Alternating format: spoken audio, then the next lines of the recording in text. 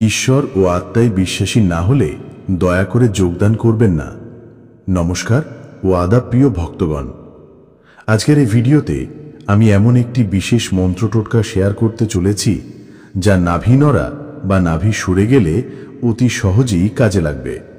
এই ভিডিওটা পুরোটা দেখুন এবং শুনুন, কারণ মাঝপথে স্কিপ করলে গুরুত্বপূর্ণ কথা বাদ পড়ে যেতে পারে। প্রিয় ভক্তগণ, নাভি নড়া কি? আমাদের শরীরের কেন্দ্রীয় অংশ হল নাভি। এটি আসলে শরীরের বিভিন্ন স্নায়ু ও মাংসপেশির ভারসাম্যের সাথে যুক্ত। নাভি সরে গেলে শরীরের ভিতরের ভারসাম্য নষ্ট হয়ে যায় এবং এটিকে অনেকেই নাভি নড়া বা নাভি সরে যাওয়া বলে থাকেন। এখন বলবো নাভি নড়া হলে কি কি সমস্যা দেখা দেয়। তা হলো হঠাৎ করে পেট ব্যথা শুরু হয়, খাবার খেয়ে হজমের সমস্যা হয়, বমি বমি ভাব অথবা গ্যাসের সমস্যা রয়ে যায় এবং অনেক সময় শরীর দুর্বল হয়ে যায়। মহিলাদের ক্ষেত্রে মাসিকের সমস্যা বা ব্যথা বাড়তে পারে। কাজ করতে গেলে শরীর ঠিক মতো সাপোর্ট দেয় না। প্রিয় ভক্তগণ, নাভি নড়ার কারণসমূহ হল অতিরিক্ত ভারী কিছু তোলা, হঠাৎ দৌড়ানো বা ভারী শরীরচর্চা, অতিরিক্ত মানসিক চাপ বা ভয়, মহিলাদের ক্ষেত্রে সন্তান জন্মের সময় এবং দৈনন্দিন জীবনে অযত্ন বা অসাবধানতার কারণে নাভি নড়ে বা সরে যায়। প্রিয় ভক্তগণ, প্রচলিত চিকিৎসা পদ্ধতিতে অনেকেই ডাক্তার বা কবিরাজের কাছে যান, কেউ আবার পেট মালিশ বা যোগব্যায়াম করেন, কিন্তু সবার ক্ষেত্রে একই ফলাফল পাওয়া যায় না। এই জন্য আজকের মূল ভিডিওতে যে মন্ত্র টোটকা দিচ্ছি, এতে করে আপনি উপকৃত হবেন এবং অন্যদেরকেও উপকার করতে পারবেন। প্রিয় ভক্তগণ, এখন বলবো সবচেয়ে গুরুত্বপূর্ণ নাভি নড়া মন্ত্র ও টোটকার কথা। প্রথমে আপনাকে বিশ্বাস স্থাপন করতে হবে যে কাজটি করছেন সেটি ঈশ্বরের শক্তি দিয়ে করছেন এবং মন্ত্র উচ্চারণের সময় মনকে একাগ্র করতে হবে। এবার প্রথমে রোগীকে একটি সমান জায়গায় শুইয়ে দিতে হবে। এরপর যে উপকরণগুলো লাগবে তা হলো 1. একটি দেওয়ারি, 2. খাঁটি সর্ষের তেল, 3.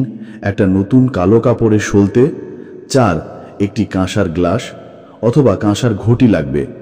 এবার দেওয়ারিতে খাঁটি সর্ষের তেল রাখুন, কালো কাপড়ের সলতেটা দেওয়ারিতে প্রদীপ জ্বালান।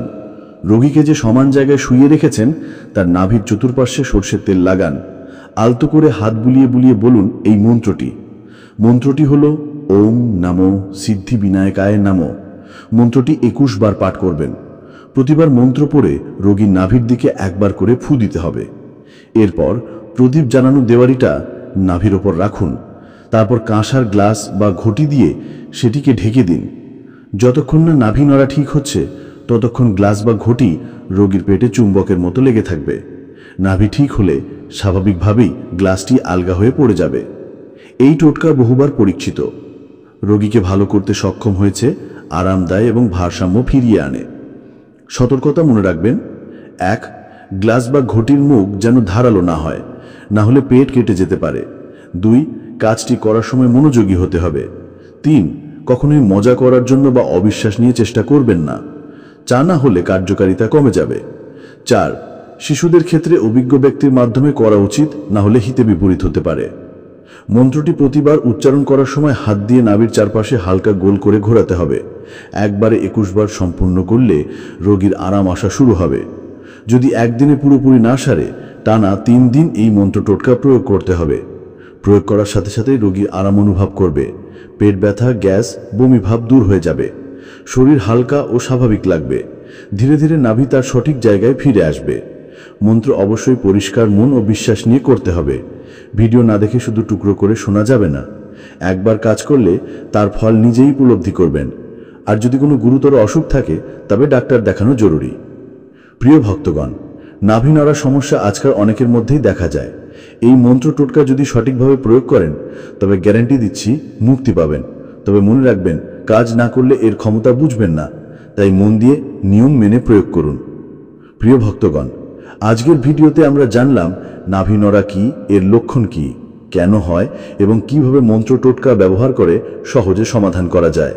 যদি এই ভিডিওটা আপনাদের ভালো লেগে থাকে তাহলে লাইক করুন, শেয়ার করুন এবং চ্যানেলটি সাবস্ক্রাইব করতে ভুলবেন না।